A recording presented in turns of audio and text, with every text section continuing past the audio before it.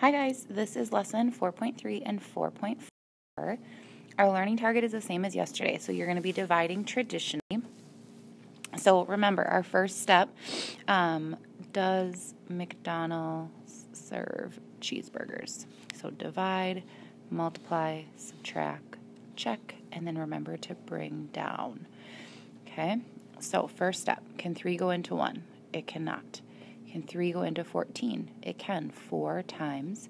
So 3 times 4 is 12. I subtract. 14 minus 12 is 2. I bring down my 1. 3 into 21 is 7.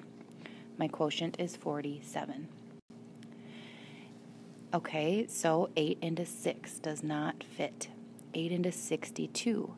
Well, 8 and 8 is 64, and that's too much, so it would have to be 8 and 7. So 8 times 7 is 56. I subtract. I have to borrow. 12 minus 6 is 6. 5 minus 5 would be 0. Check.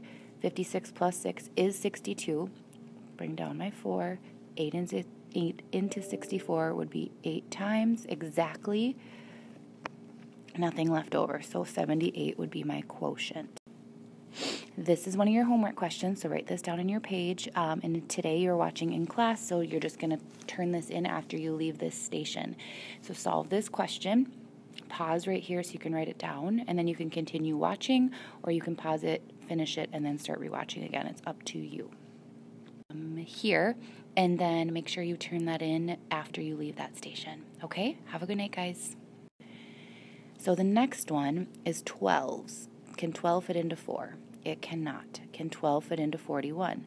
Well, I know 12 times 3 is 36, and that's as close as I'm going to get without going over. So then I subtract, borrow, 11 minus 6 is 5, check, 36 plus 5 is 41, bring down my 5. 12 can go into 55 how many times? Well, if I think about that, 12 times 4 is 48, and that's as big as I can get without going over, so I subtract. I have to borrow. 15 minus 8 is 7. Check my work. 48 plus 7 is 55. I have nothing left to bring down, so I have a remainder of 7. So my quotient is 34, remainder 7. So sometimes you're going to see this where it looks like a multiplication problem, but to solve for this, you have to divide. So I'm going to take 136, put it inside the box, and divide by 8. 8 cannot go into 1. 8 into 13 is only 1. So I subtract, borrow.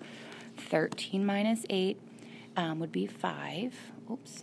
Check my work. 8 plus 5 is 13. Bring down my 6. 8 into 56 is 7 exactly. So I subtract that 56. 0. My quotient is 17. I showed you guys. Okay, so 4 friends went out to eat. The total bill is $250, including tax. They split the bill evenly. How much did each friend pay? Well, if I have 4 friends, my number sentence is going to be 250 divided by those 4 friends equals some amount of money. To actually solve, 250 divided by 4. Can 4 go into 2? It cannot. Can 4 go into 25? It can. 6 times, which is 24. Check my work. 1 plus 24 is 25. Bring down. 4 into 10 is 2.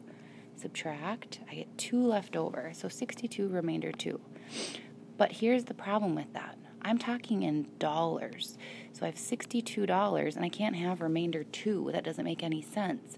So when you think about this, you have $2 that you're splitting between 4 friends. So if I put my dollars in quarters, here's 4 quarters and 4 quarters, each friend is going to get 2 quarters, right? If I split up those quarters and their dollars and I split them up between the friends, each friend is going to get 2 quarters, which is 50 cents.